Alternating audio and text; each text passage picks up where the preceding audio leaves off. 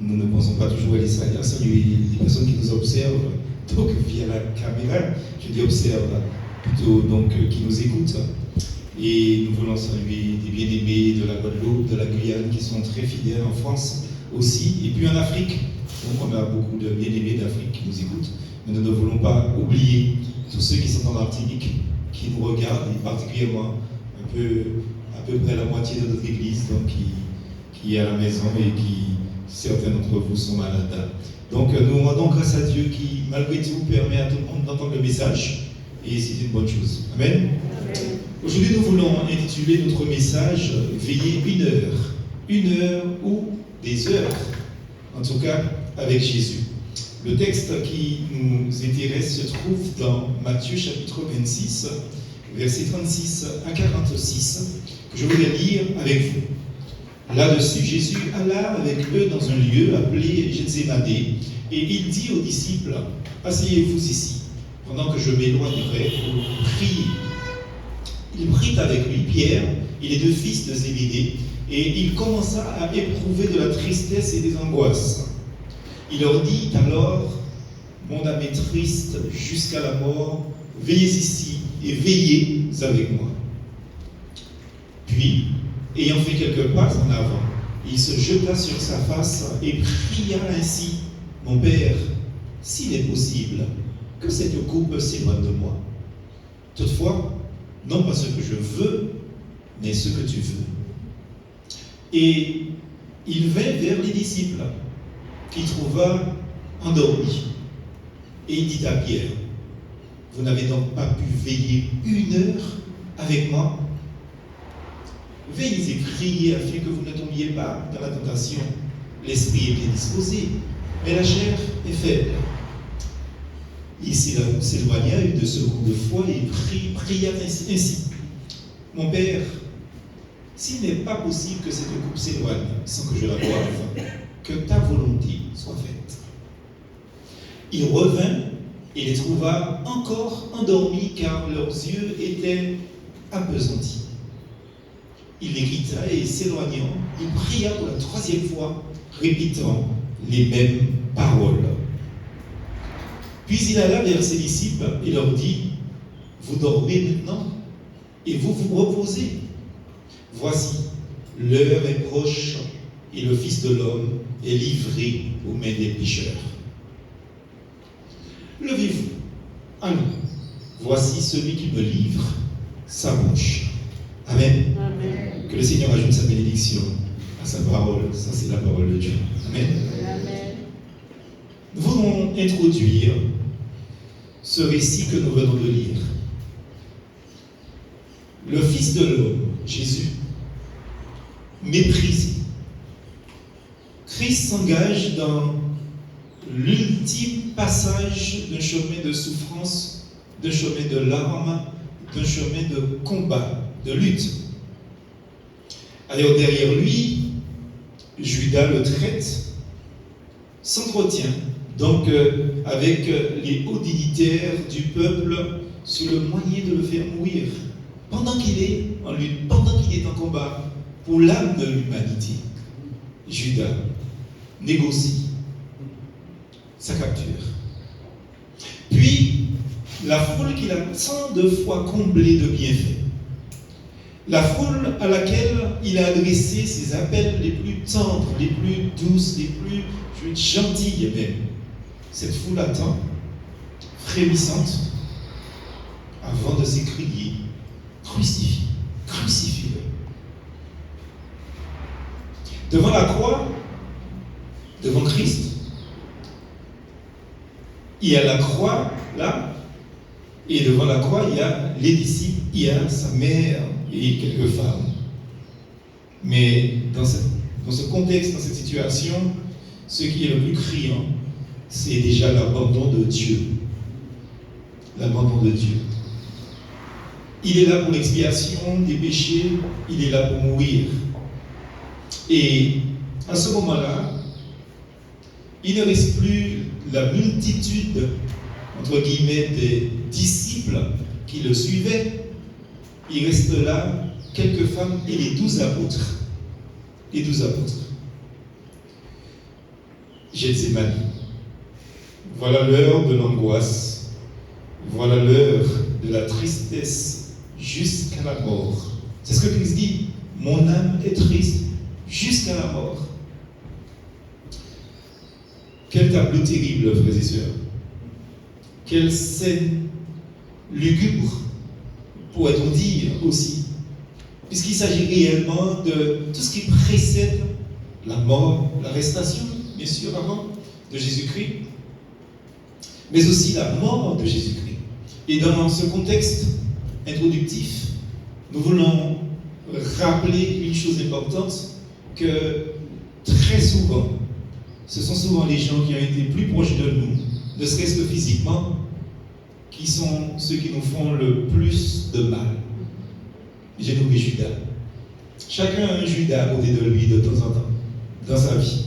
Et il faut faire attention avec qui nous sortons, avec qui nous fréquentons. C'est important que nous puissions rappeler ces choses. Judas a laissé des racines dans ce monde. Voyons le premier point ensemble. Dialogue avec Jésus. J'ai intitulé cela dialogue avec Jésus parce que je voudrais vous faire entrer dans le moment du message. Parce que pour entrer dans ce dialogue, nous devons déjà nous poser une question. Elle est la suivante. Et nous nous adressons à Jésus en fait. Qui comprendra? Qui comprendra? La souffrance qui saisit ton âme sainte, qui comprendra cela? Et évidemment, même si nous pensons comprendre la souffrance de Christ, nous ne pourrons jamais comprendre la souffrance de Christ, parce qu'il s'agit là, à ce moment, de Jésus qui porte les péchés du monde entier. Alors nous savons déjà comment nous nous sentons culpabilisés, comme nous sommes nous-mêmes sujets d'une désobéissance, d'un péché, un péché. Comment nous sommes mal dans notre tête, dans notre corps, comment nous dormons mal, comment nous nous sentons laids. Mais là, Christ prend sur lui des milliards et des milliards de péchés. Et, frères et sœurs, nous ne pouvons pas avoir la prétention de dire que nous pouvons comprendre la souffrance qui saisissait l'âme de notre Seigneur. Deuxième question, qui viendra t'apporter une parole de sympathie, une pensée d'amour? Qui? Alors, quand nous lisons ce récit, il est évident que Christ est seul à ce moment-là. On a vu que la foule l'a déjà laissé. On a vu que quelques femmes sont avec lui là, après, donc sur la croix, en face, qu'il ne reste que les 11 apôtres, mais manifestement, les apôtres étaient là de corps, mais pas d'esprit.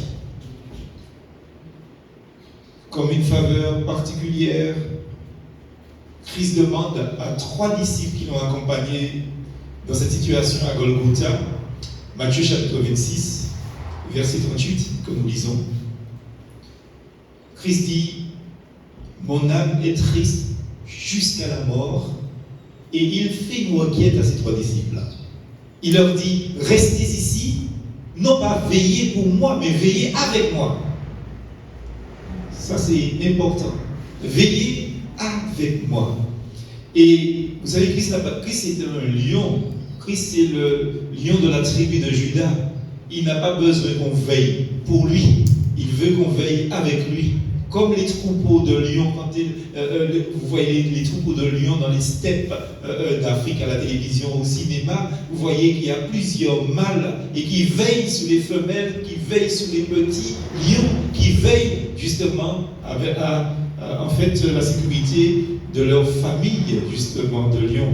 Et Christ ne dit pas veillez pour moi, il dit veillez avec moi.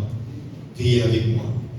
Et dans ce texte-là, nous pouvons comprendre que le cœur de Jésus avait besoin de cette communion d'amour dans cette abîme de souffrance. Que le cœur de Jésus avait besoin que les autres qui sont là avec lui, qu'il a choisi, donc puissent souffrir avec lui. Et puis là, le Seigneur, il s'avance tout seul. Il s'avance dans la nuit pour alors se jeter sur la face et supplier son Père de faire passer la coupe, mais loin de lui, au verset 39 que nous lisons. On a lu tout à l'heure, mais nous relisons ce texte.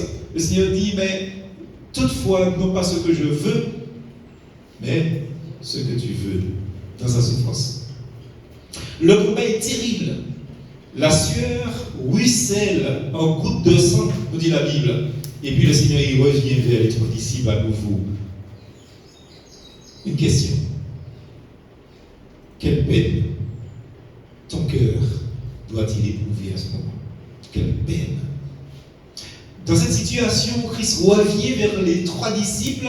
Eh bien, il n'y a pas de communion dans la souffrance de la part justement de ses disciples. Il n'y a pas de sympathie pour l'amertume du calice justement qu'il doit porter. Qu'est-ce qu'il nous est dit? Il dort. Il dort. Et par 3 fois, Christ revient chercher une pensée d'amour. Christ revient nous chercher un regard de consolation. Mais le Sauveur adorable, il est laissé seul dans la lutte suprême. Il est laissé seul dans l'angoisse. Pas un cœur ne vient répondre à l'effort de l'âme du Christ. Quel tragique tableau. Alors si aujourd'hui, vous osez penser que une fois dans votre vie, vous avez été seul et que personne n'a jamais connu de solitude comme vous avez connu, vous êtes un menteur. Et moi le premier. Christ a connu la solitude, la séparation. Il est seul, seul, seul. Vous savez, des fois, nous exagérons quand nous disons que nous sommes seuls. Quand nous disons que nous sommes seuls, ça veut dire que personne ne nous parle. Personne peut-être n'est là au moment où nous en avons peut-être besoin. Mais là, Christ, c'est l'abandon. Il existe. Là, c'est l'abandon total. Même Dieu l'a abandonné. C'est terrible, frères et sœurs. Deuxième question. Deuxième point, pardon. Sommes-nous endormis? Alors peut-être que vous serez pressé de me dire, non, pasteur, nous ne sommes pas en train de te regarder, de t'écouter. Nous ne sommes pas endormis. Mais nous ne parlons pas de ce sommeil-là. Frères et sœurs, combien nos cœurs se serrent en pensant d'un côté à l'angoisse profonde de notre précieux Sauveur et Seigneur Jésus-Christ. Et de l'autre côté, en pensant aussi à la faiblesse de ces 3 disciples qui dormaient, n'ayant pas une seule pensée d'affection pour Jésus-Christ, n'ayant pas un seul regard d'encouragement pour le Seigneur, qui est engagé dans le plus terrible des combats, à ce moment-là, le salut de l'âme, de l'humanité, le salut de notre âme, de votre âme, de mon âme. Il est seul. Et pourtant, si c'est à ces 3 disciples que Jésus adressa cette parole, justement, verset 40, on va lire, Christ leur dit, parce qu'il les a trouvés endormis, il va parler à Pierre, parce que Pierre est un peu le chef, entre guillemets. Il dit, bah Pierre, tu n'as pas pu veiller. Il parle à tout le monde, aux 3, aux 2 autres, en disant, vous n'avez donc pas pu veiller 1 heure avec moi, 1 heure. Et je crois, frères et sœurs, que ces paroles que Jésus adressa à ses disciples, à ses 3 disciples, c'est aussi à nous que Christ l'adresse en ce jour. C'est à nous que Christ parle. Vous n'avez pas pu veiller 1 heure avec moi. Nous voulons nous poser quelques questions dans ce deuxième point. La première est la suivante. Ne nous sommes-nous pas, nous aussi, endormis par moments? Frères et sœurs, chaque fois que le mal prend de l'avance et que nous ne faisons rien, nous sommes endormis. Et le diable profite de notre sommeil. Chaque fois que l'injustice prend le pas et que nous ne faisons rien, nous nous sommes aussi endormis. C'est une évidence. Nous nous sommes endormis, frères et sœurs, quand chaque fois on nous demande d'intercéder pour des frères et des sœurs malades et que nous ne prions pas parce que nous sommes trop occupés, nous nous sommes endormis.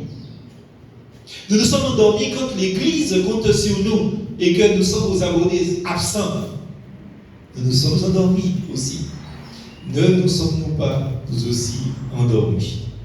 Et la réalité affirmative en réponse à cette question doit nous pousser dans l'humilité, doit nous pousser aussi dans la confession pour demander pardon au Seigneur, parce qu'au moment où Christ avait besoin de nous, nous n'y étions pas. Christ a besoin de nous. Vous voyez, Christ pouvait se passer des disciples là, mais il a décidé d'avoir besoin de la compassion des disciples, mais il ne l'a pas trouvé. Est-ce que Christ nous trouve au moment opportun? Au moment où il choisit de se servir de nous, est-ce que nous répondons comme Isaïe? Me voici Seigneur, envoie-moi. Deuxième question. Allons-nous laisser le Seigneur veiller seul? Allons-nous laisser le Seigneur prier seul? Allons-nous laisser le Seigneur travailler seul? Allons-nous laisser le Seigneur appeler seul? Je crois que cette question-là est tellement profonde que nous allons la développer dans le troisième point. Parce que si nous devons veiller, si nous devons prier, si nous devons travailler, si nous devons appeler à la repentance de l'humanité, c'est parce que Christ nous le demande. Ce n'est pas par fantaisie que nous le faisons. C'est que Christ nous demande de faire notre travail pour lui. Et c'est pour ça que je dis tout le temps ici, quand nous venons ici dans l'église, même si nous ne faisons rien de visible, nous sommes au travail pour le Seigneur. C'est une évidence. Une autre question, la question suivante. Ne voulons-nous pas répondre à son appel, cet appel si tendre, cet appel tendre mais si pressant? Le Seigneur nous dit en fait, demeurez ici et veillez avec moi. Demeurez ici et veillez avec moi. Ce n'est pas le moment, frères et sœurs, que nous puissions nous laisser distraire par les choses de ce monde. Ce n'est pas le moment pour que nous puissions laisser embarrasser par des choses de la vie. Le Seigneur nous dit, restez ici, mais veillez avec moi, veillez pour moi, veillez avec moi. Dieu est ici. Et c'est une évidence que quand nous disons que Dieu est ici, c'est un pléonasme. Parce que Dieu, il est partout à la fois. Vous savez, Dieu n'a pas besoin de se déplacer. Parce qu'il est partout, il remplit le ciel, la terre, l'univers, la création. Dieu, il est partout à la fois. Et c'est pour ça que Dieu est partout à la fois. Dieu remplit les espaces. Et là où il y a Dieu, il n'y a pas d'intrus. Il ne peut pas y avoir d'intrus parce que Dieu remplit l'espace. Et j'ai dû répondre à une petite dame cette semaine qui m'envoie des flyers toute la sainte journée. Elle a écrit, elle exhorte l'humanité entière. Et elle a écrit que Dieu veut la première place dans nos vies. Là, je ne pouvais pas résister à corriger cette personne pour lui dire que Dieu ne veut pas la première place. Dieu veut toute la place. Parce que si Dieu a la première place, c'est qu'il y a quelqu'un à la deuxième place. Il y a une personne à la troisième place. Et peut-être même parfois que Dieu peut être à la deuxième place. Sinon à la troisième place. Et vous savez, la place la plus grotesque, la pire des places, c'est la quatrième place. On est en période de Jeux Olympiques. Et moi je ne regarde pas les Jeux Olympiques, mais vous savez comme quoi que dans l'athlétisme, etc., il n'y a jamais 4 places sur le truc. Il y a 3 places. Et vous savez, les athlètes, ils appellent déjà la 3e place, qui est pourtant une place honorée sur le podium, mais ils l'appellent la place au chocolat. Quand ils ont pris la médaille de bronze, ils disent qu'ils ont pris la médaille de chocolat. Alors vous vous rendez compte que même l'homme ne veut pas la 3e place. Donc ça veut dire, frères et sœurs, que Dieu, lui, il doit occuper toute la place dans notre cœur, toute la place dans notre vie, toute la place dans nos pensées, toute la place dans notre âme, parce que c'est ce que dit Dieu. Et j'ai dû citer ce texte pour cette personne. Dieu dit qu'il nous faut l'aimer de tout notre cœur, de toute notre âme, de toutes nos pensées et de toutes nos forces. Il ne nous dit pas de lui donner la première place dans notre cœur, mais toute la place. Amen. Et c'est important que nous puissions comprendre, frères et sœurs, que le Seigneur agit. En ce sens, Christ nous dit, veillez là avec moi, veillez avec moi. Une autre question, Désirons-nous de tout cœur, sincèrement même, nous réveiller une fois pour toutes et veiller avec Christ alors que la nuit est déjà fort avancée, dit le Seigneur. Prenons ce texte et nous reviendrons à la question tout à l'heure, à la fin de la question, Romains 13, verset 12. Le Seigneur nous dit, la nuit est avancée et le jour approche. Dépouillons-nous donc des œuvres des ténèbres et revêtons les armes de la lumière. C'est ce que je disais tout à l'heure. Ce n'est pas le moment de nous embarrasser, frères et sœurs, avec des choses qui vont nous faire ralentir dans la marche, ralentir dans la course. Vous vous souvenez de l'expérience de David avant d'affronter Goliath? David dit à Saül, je vais aller affronter Goliath. Et Saül lui dit, voilà, tu peux prendre mes vêtements, prends ma tenue, prends mon épée. Et David dit, non. De toute manière, les vêtements de guerre étaient trop grands pour David. Donc ça allait le ralentir. David ne s'est pas embarrassé avec des choses inutiles pour aller combattre Goliath. Il est allé justement avec la foi qu'il avait dans le Seigneur. Et le Seigneur nous dit, c'est comme ça que nous devons aller. Nous nous dépouillons de tout ce qui n'est pas, frères et sœurs, avantageux pour que nous puissions donc lutter pour Dieu. Nous revenons à notre question. Pour dire comme quoi que Christ nous dit que la nuit est fort avancée dans cette question. N'est-ce pas? Nous avons intégré cette partie dans la dernière question.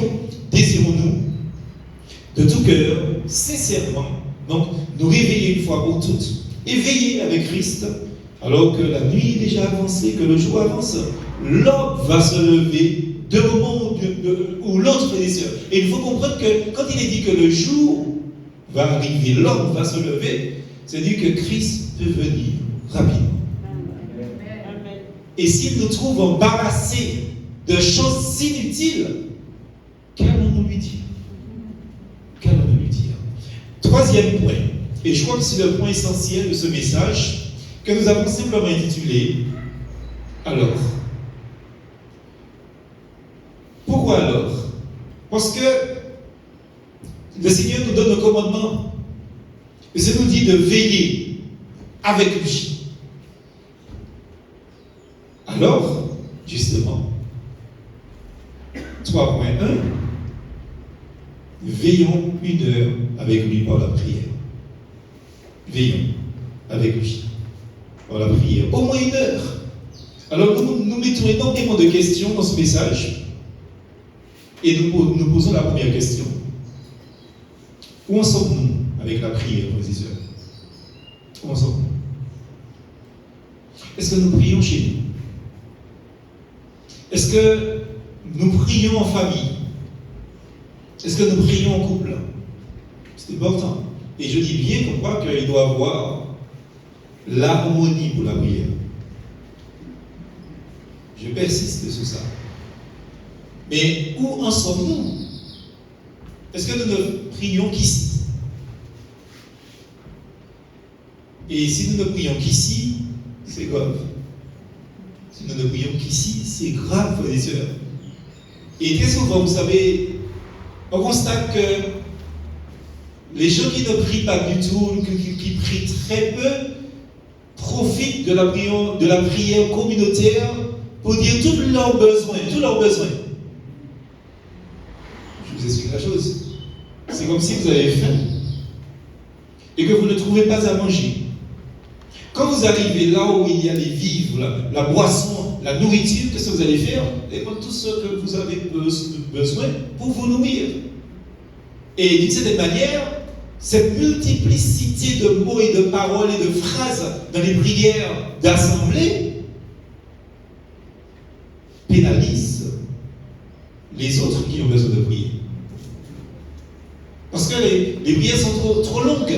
Et quand on sait que maintenant, nous agissons comme les Israélites quand ils sortaient d'Égypte, c'est-à-dire qu'à peine les sandales dans les pieds, les reins sains, justement, et la nourriture dans la bouche, la Pâque en train de manger, il nous faut faire vite maintenant dans les réunions. Parce que le temps est plus court. Il faut que les chrétiens aient la sagesse pour pouvoir analyser dans quel temps nous sommes.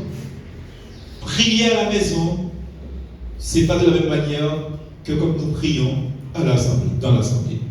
Quand nous prions à l'assemblée, chez nous, frères et sœurs, déjà, on a tout le temps. Vous pouvez prendre 24 heures si vous voulez, c'est votre problème. Vous êtes seul dans la prière et c'est tant mieux pour vous dans la communion avec le Seigneur.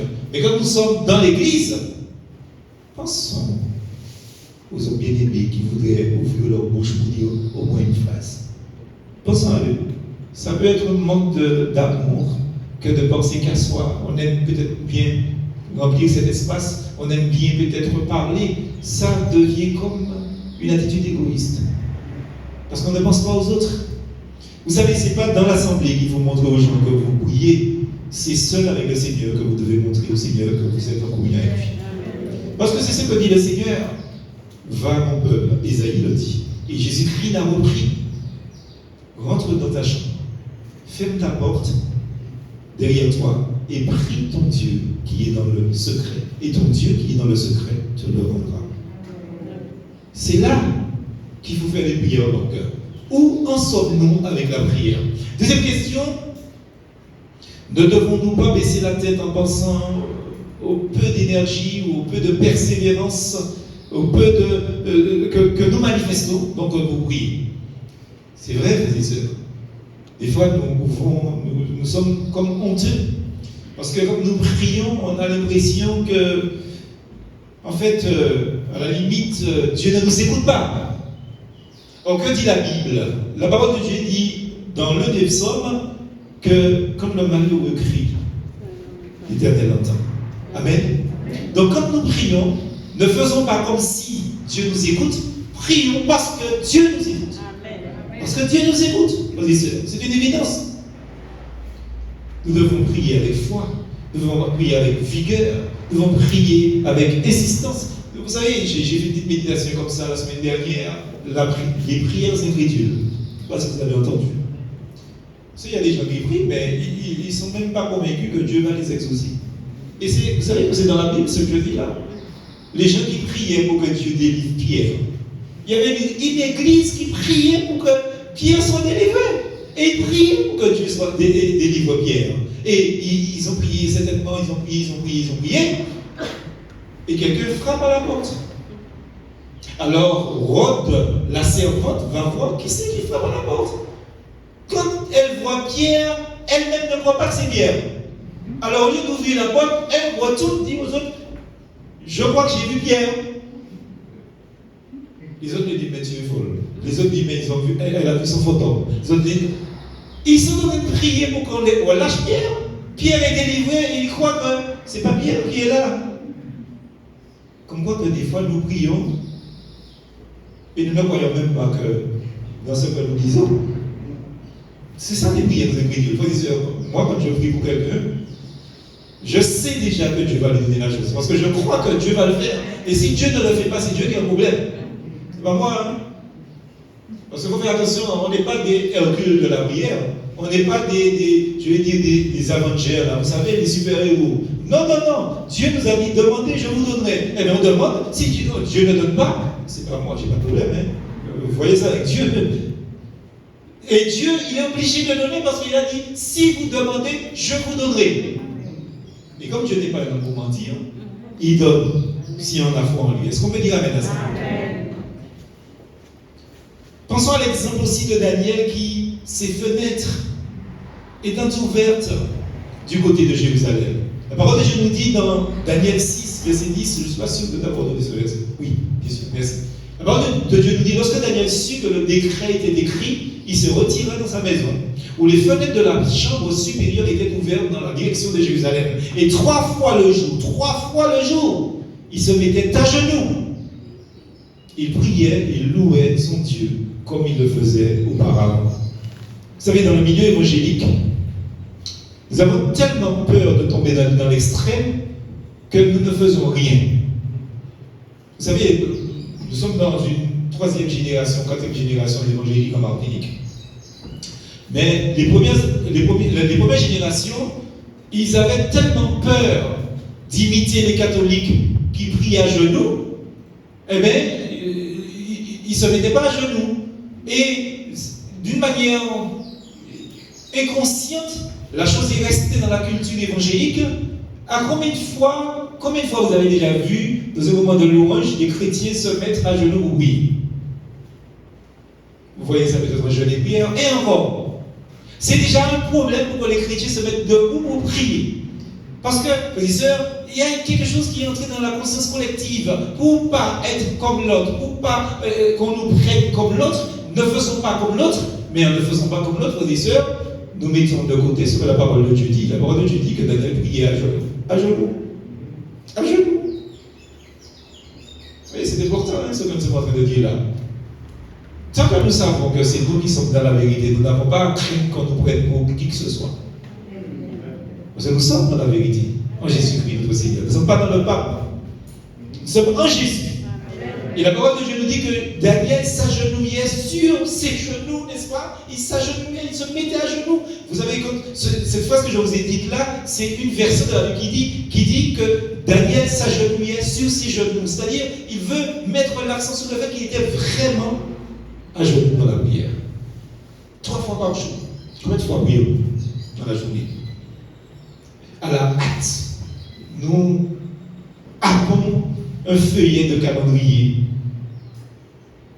Nous allons peut-être dans la cuisine boire notre café, notre chocolat ou prendre notre petit déjeuner en lisant à la hâte justement le feuillet du calendrier. Et en passant, Seigneur, bénis le repas que je suis en train de prendre. Et quand on a fini de lire le feuillet, on dit, Seigneur, merci pour la méditation. Vous pensez que c'est ça la prière? C'est ça la prière? Oh, frères et sœurs, soyons sérieux.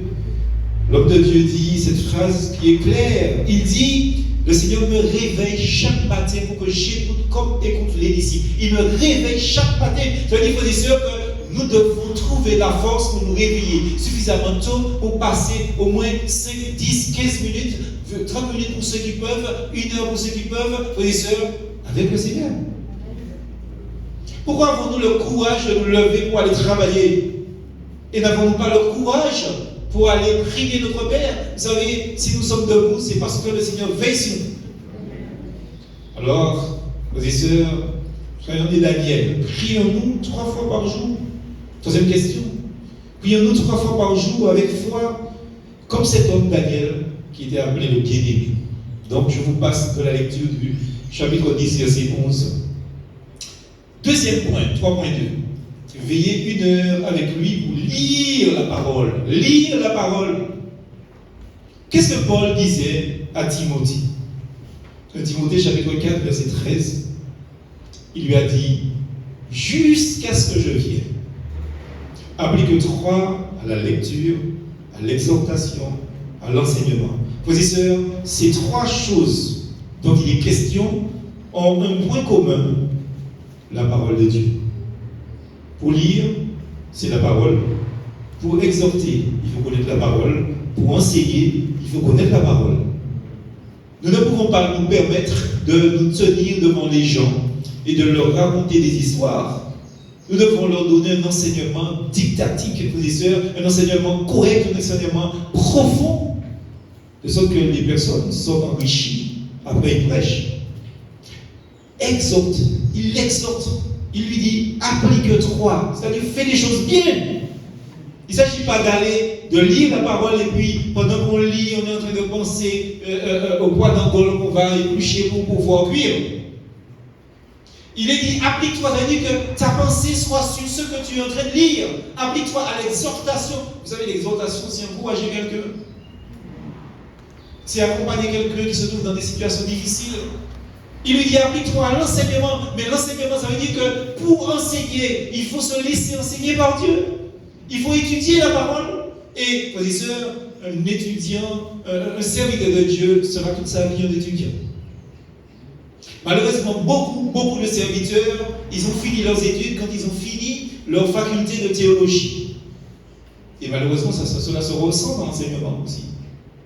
Non, vous savez, la faculté de théologie ou les écoles bibliques, si vous voulez, sont là pour nous donner des bases, pour travailler après. Vous savez, un ouvrier, quelqu'un qui a une entreprise, soit de maçonnerie, d'électricité, de plomberie, ou quoi d'autre, frères et sœurs, il ne s'appuie pas sur ce qu'il a appris seulement à l'école. C'est une base qu'il a reçue. Mais pendant qu'il est devenu entrepreneur, ouvrier, chef d'entreprise, ben, il est toujours à l'affût de toutes les révolutions qui se créent dans son domaine. Parce que ce qu'il veut, c'est être à la pointe du progrès. Parce que si, pendant qu'on sait déjà l'électronique, il est encore donc à la mécanique, eh bien, il a oublié. C'est ça. Et ce sera comme ça. Donc on doit étudier, applique-toi, justement, dit la parole de Dieu à Timothée. Et devons nous appliquer, frères et sœurs, pour lire la parole de Dieu. C'est ça que nous avons mis en place, frères et sœurs. C'est ce que nous faisons, hein, la lecture de la Bible pendant une année. Et il faut chaque année que nous puissions relire la Bible entièrement. De sorte que nous soyons remplis de la parole de Dieu. Applique-toi à veiller une heure pour lire la parole de Dieu. Donc, l'apôtre Paul savait toute l'importance de la parole dans la vie de quelqu'un. Aujourd'hui, le Seigneur nous demande de veiller avec lui une heure pour lire sa parole. Une question, combien de temps lui accordons-nous par jour? Combien de temps accordons-nous au Seigneur? C'est triste de voir que, vous savez, je fais partie des pasteurs de ceux qui écrivent des méditations tous les jours. Et laissez-moi vous dire quelque chose, et je pense que je suis très à l'aise de vous parler de ça, parce que si je n'écrivais pas de méditation, je serais peut-être mal placé pour en parler.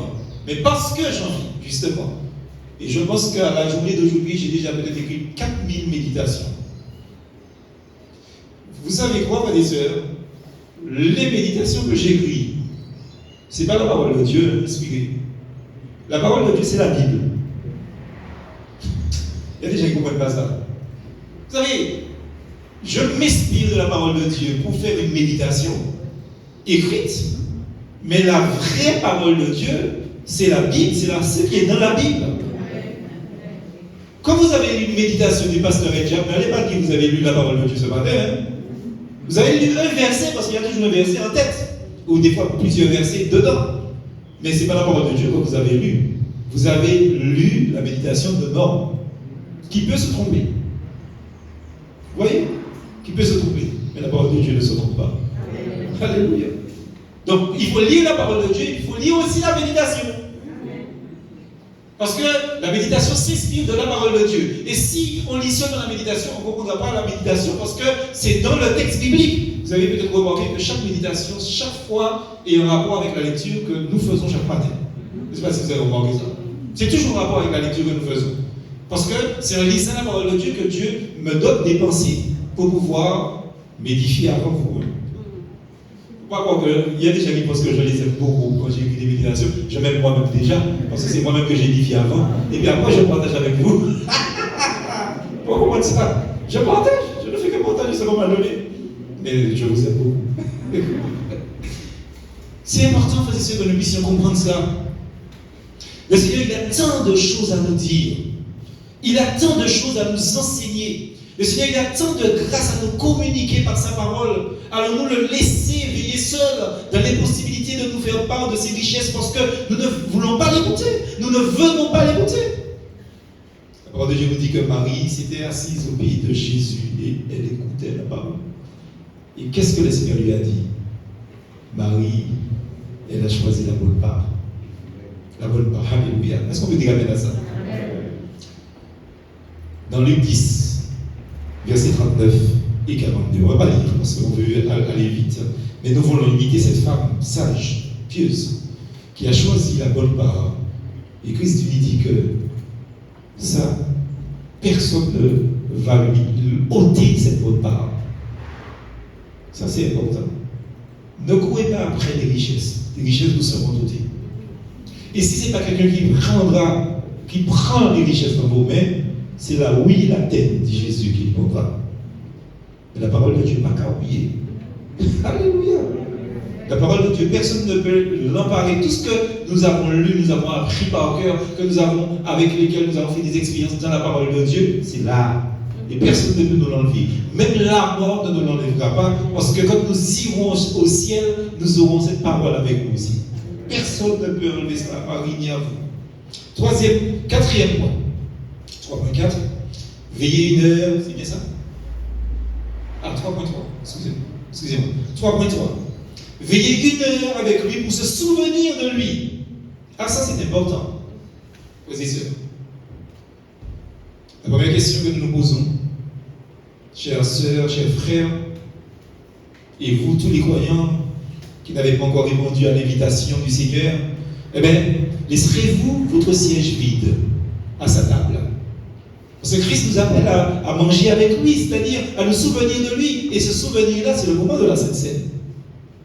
Souvenons-nous de Jésus-Christ, mort, crucifié, mort pour nous, ressuscité, et qui revient bientôt. Ne laissons pas notre siège vide.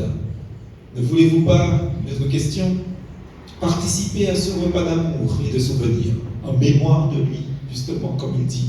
Bravo pour lui, pour annoncer sa mort, jusqu'à ce qu'il vienne.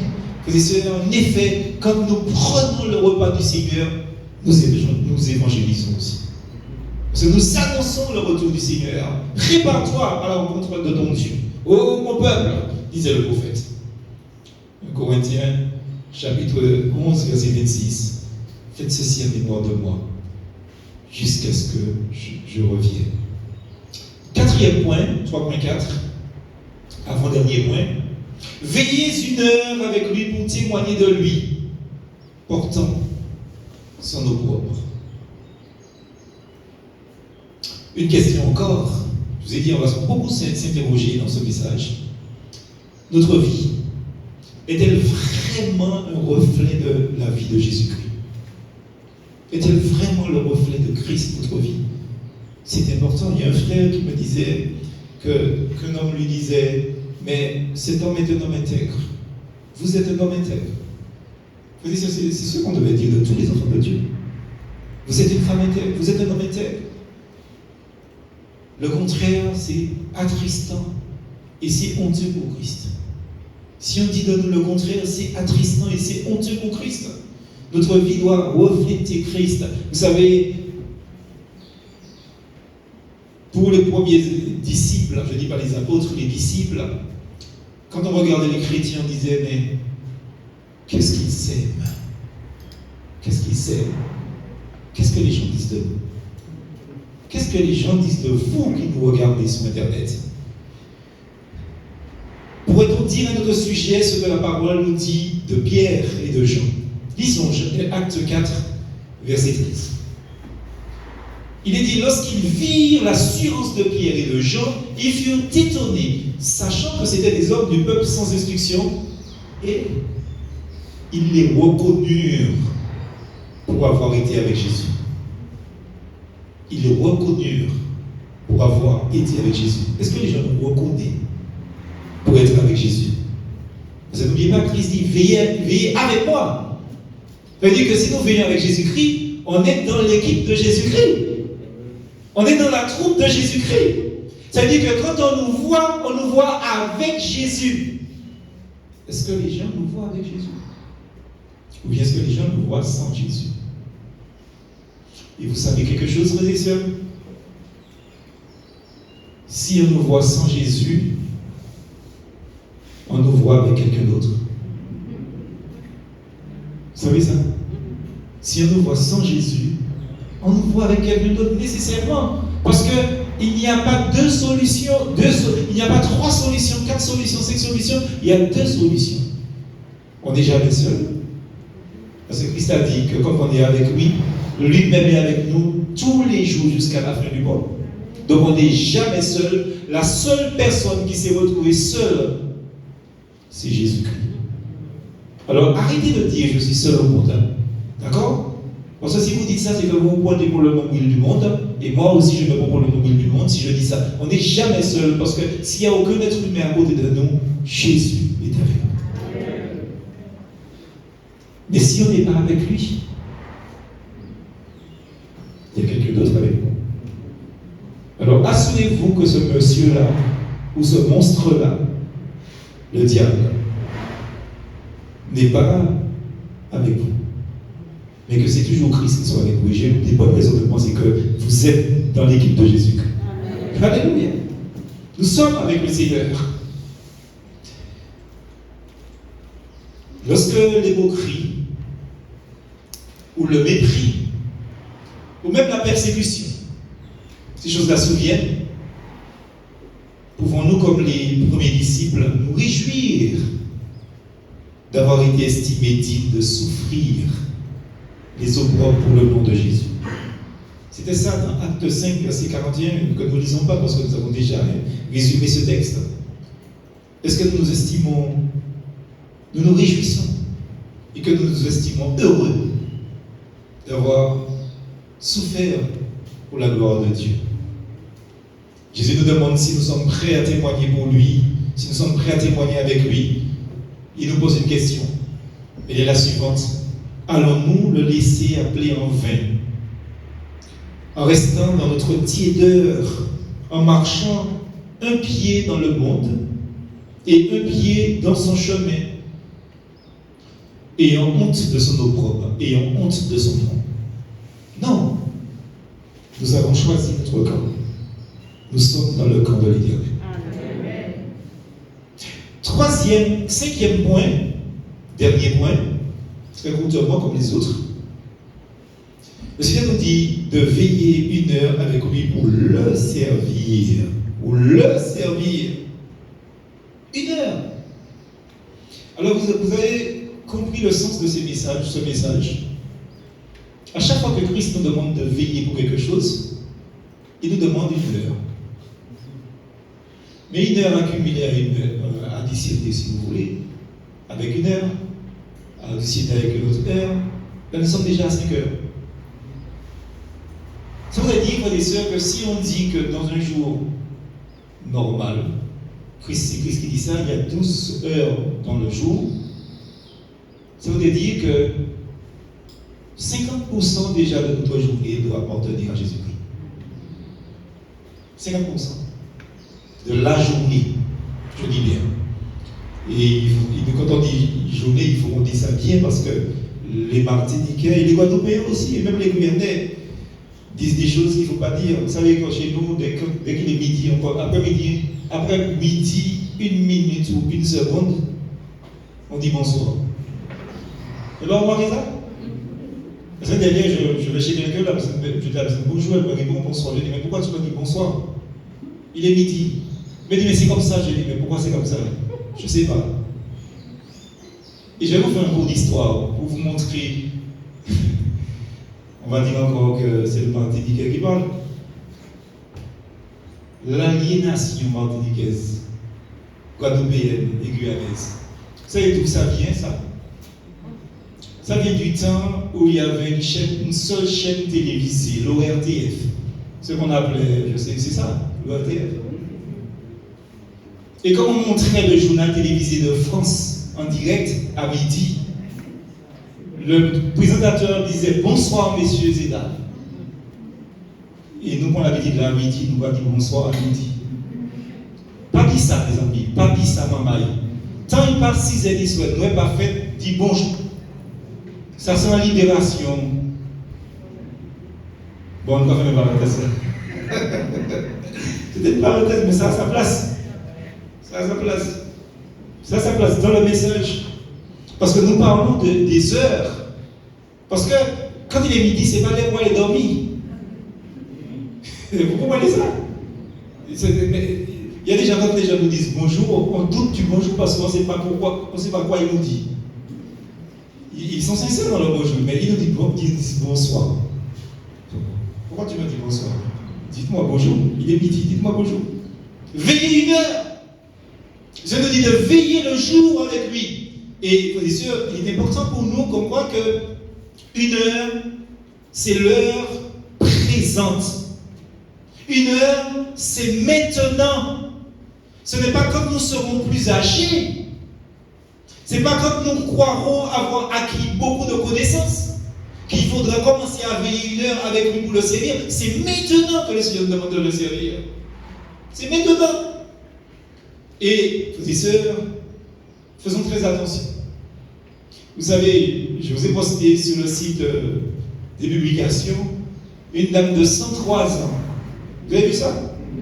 Une dame de 103 ans qui danse. Qui a dansé bien. 103 ans.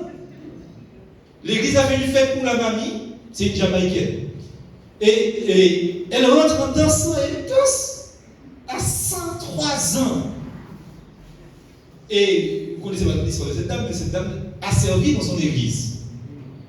Et frères et sœurs, ce que je déplore, c'est que nous, chrétiens, dès que nous avons 50 ans, nous prenons la retraite de la morale.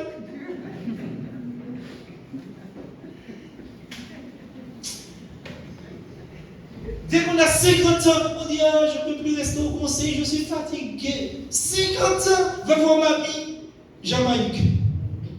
Et elle est vivante, je vous dis. Allez voir mamie, elle sert son Dieu. Elle fait la roulette. Dès qu'on a 50 ans, on dit ah, je ne peux pas nettoyer l'église, je suis fatigué, j'ai arthrose, mais s'il y a un mariage, pas il y a arthrose au mariage là. Frères et sœurs, soyons sérieux avec Dieu. Dieu nous demande de le servir. Et quand on sert Dieu jusqu'à sa mort, jusqu'à son dernier souffle. On est serviteur et servant de l'Éternel. Pas question de laisser le service du Seigneur. Parce que le monde fait comme ça. Travaille pas Jésus. Veillez, c'est ça, veillez. Travaille pas Jésus.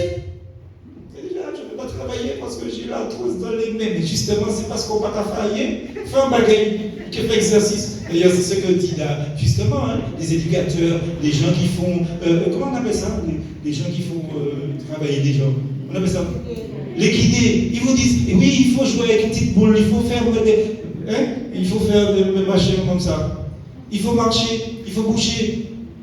Vous savez comme moi qu'il y a des personnes que quand elles prennent leur retraite, ils ont quand même mort tout de suite après. Vous savez pourquoi? Parce qu'ils arrêtent leur fonction. Donc, c'est pour ça peut-être que cette dame a 103 ans, parce qu'elle a passé sa vie à travailler pour le Seigneur. Alors si on les vit longtemps, ça vous fait agir.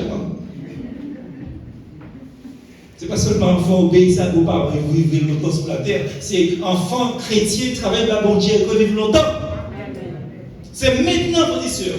Parce que nous ne pouvons alors qu'éprouver le regret des disciples lorsqu'ils ont entendu cette parole. Matthieu chapitre 26. Verset 46. On l'a lu, mais on leur relit. Christ leur dit, mais vous dormez maintenant et vous vous reposez. L'heure approche. Le Fils de l'homme est livré aux mains des pécheurs. Le Fils de l'homme est capturé entre guillemets. Alors attention, on n'a pas capturé vraiment Jésus-Christ. Jésus-Christ a décidé de se laisser capturer. C'est pas la même chose. Parce qu'il dit plus loin, il dit, mais si je voulais, je ferais appel à mon Père qui enverrait 12 légions d'anges. Vous savez, un seul ange suffit pour déjouer la terre. Vous savez ça? Un seul. Alors si Christ appelle 12 légions d'anges, pareil, c'est des personnes douées. Donc il a décidé de se livrer. Frères et sœurs, c'est triste d'entendre cette parole. Pourquoi c'est triste d'entendre cette parole? Parce que l'occasion manquée est manquée pour toujours. L'occasion sera manquée pour toujours. Vous savez, ceux qui regardent des matchs de foot ou autres, quand un joueur a raté une occasion, c'est mort. Hein? Il ne peut pas retourner en arrière. Hein? Ce n'est pas une cassette, on rembobine et puis on recommence. L'occasion sera manquée pour une chose déjà. L'occasion de veiller pour le servir. C'est une occasion manquée. Deuxième chose, l'occasion sera manquée aussi pour répondre quelque chose de son amour autour de nous. Le monde a tant besoin d'amour. Frères et sœurs, cette semaine, j'étais jusqu'à des kilomètres en train de parler avec quelqu'un. Et cette personne me disait simplement son désir de se sentir aimé par son entourage. Le monde a besoin d'amour. L'occasion sera manquée aussi pour une troisième chose. Le servir dans notre famille. Nous voulons servir Christ partout, au Kosovo, en Afrique du Sud. Mais le Seigneur nous demande de commencer à le servir dans sa maison, dans notre maison, à Jérusalem, dans notre église, à Jérusalem. L'occasion aussi, donc, de le servir dans l'assemblée. On l'a dit, on l'a anticipé. Les sœurs, travaillons pour le Seigneur. L'occasion aussi, parmi les enfants, pour leur parler du beau nom de Jésus. Prions pour qu'ils se lèvent, les sœurs, des frères et des sœurs, pour s'occuper de nos enfants. Parce que si ce sont les gens du monde que nous laissons instruire nos enfants, Nous savons ce que ça va donner. Alors prions le Seigneur que les jeunes filles, les jeunes gens se lèvent pour pouvoir être aux côtés de ceux qui sont déjà là, pour prendre la relève. Parce que nous avons besoin d'enseignants. L'occasion aussi, parmi les malades, pour leur apporter quelques sympathies, quelques paroles de secours, de salut, parce qu'il y a des gens en détresse, endeuillés. Ces gens ont besoin de nous. Besoin de nous. L'occasion aussi, parmi les affligés, pour les consoler. Il y a des gens qui sont malheureux, frères et sœurs. Vous savez, donc, je me rappelle l'histoire d'un petit garçon. Ses parents lui ont dit d'aller nettoyer la cour. Et pendant qu'il nettoyait la cour, il a pris le balai, il s'est mis à balayer, mais pendant qu'il balayait, il est en train de rouspéter, de protester, de pleurer. Il balaye en protestant, rouspétant et en pleurant. On me fait voir des misères ici, je suis malheureux, il n'y a personne qui m'aime. On la cour à balayer. Il y a des enfants qui vivent le martyr, ça comme si c'est le mieux, comme martyr, pas pour l'homme. Il y a qu'à martyriser pour balayer la cour. Si ces gens-là savaient ce que nous faisions de ma génération, en ce temps-là, vous voulez que je vous donne un exemple? Vous savez que chez vous, vous avez peut-être 1, 2, 3 WC à la maison. Il vous suffit juste de tirer une chasse ou d'appuyer sur un truc. Et heureusement que j'ai une soeur ici, donc je m'en vais. Eh bien, dans le quartier, tout le monde, à 6 h du matin, même à 5 h du matin, et au plus tard. Donc, même aussi, on appelle ça des pots de chambre. Hein? Oui. Hein, mes soeurs, on a des pots de chambre. On va dire mes pots de chambre. Hein? Je vais accompagner mes soeurs. Ah non, mais j'étais trop petit, je ne pouvais pas faire ça. C'est simplement ça. Et tout le monde avait son pot de chambre qui va blec, et puis il y a l'odeur, hein? Et puis nous les garçons, on faisait le concours du pot de chambre qui sentait le plus. Vous savez quand ça passait, il y a l'odeur qui passe avec. Et puis il fallait aller à la rivière, jeter le pot de chambre à la rivière, qu'elle nettoie. Elles avaient leur petit balai, donc avec des feuilles. Puis elle nettoyait le pot de chambre là, elle a bien propre. Et puis pour remonter, mener là pour le soir, oui, c'est le pot de chambre là. Les jeunes, vous ne connaissez pas ça, hein? On va parler de ça, on va parler, hein? On va parler de ça, hein? On va parler de ça. Si on est vrais hommes, allez à la rivière, j'ai des pots de chambre, et qui dit que c'est tuer au rageur. Ça, c'est l'une des choses qu'on faisait. On ne parle même pas de la vaisselle, du linge à laver, à la rivière, etc., etc. Alors, si on vous dit, faites la vaisselle dans l'évier avec de l'eau en plus, de l'eau chaude, de l'eau fraîche, dit béni soit l'Éternel, c'est pour ça que là, il va tout ça manger. Les enfants, vous avez entendu? Hein?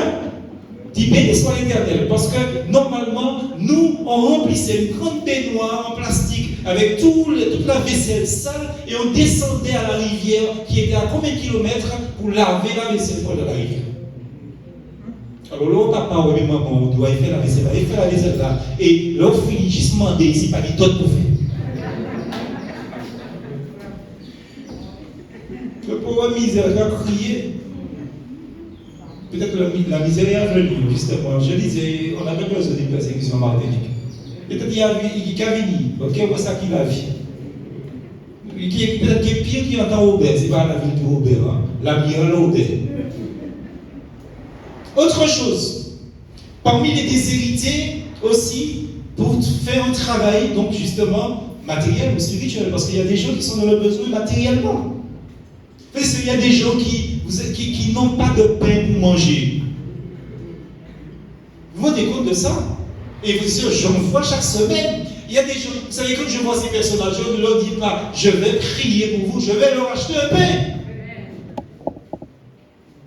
Parce que quand quelqu'un vient nous dire qu'il n'a pas de pain, ce n'est pas la peine d'aller prier, mais que le temps pour aller prier, car il est temps bon fait. Achetez un pain, et puis acheter jambon, acheter beurre, acheter saucisson. Hein? Est-ce qu'il y a des mots ici? C'est ce que je demande de dire. Parce que si le Seigneur nous révèle que cette personne n'a pas un pain pour manger, c'est parce que c'est nous que le Seigneur interpelle pour lui donner le pain. Comprenons cela, frères et sœurs. On est tellement spirituel. Je vais prier pour toi. Pas prier, pas moi. Donc ça me dit là, l'homme fait, pas prier, pas moi, pas moi. Vous comprenez ça? C'est ce que la personne est en train de nous dire. Pas prier, ben. Dernière chose, parmi la foule des âmes perdues pour prononcer la bonne nouvelle par tous les moyens que Dieu met à notre disposition. Parce que Dieu veut que nous soyons des évangélistes. Que nous puissions parler de Dieu partout où nous sommes. En conclusion, nous voulons dire, selon 1 Thessaloniciens 1, verset 9,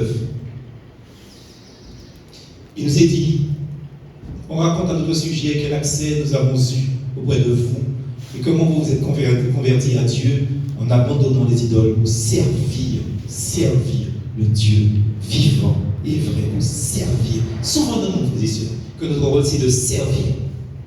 Nous ne sommes pas venus à l'évangile pour nous faire servir par Dieu, mais pour servir Dieu. Dans 2 Corinthiens chapitre 5, versets 14 et 15, il nous est dit aussi ce qui suit.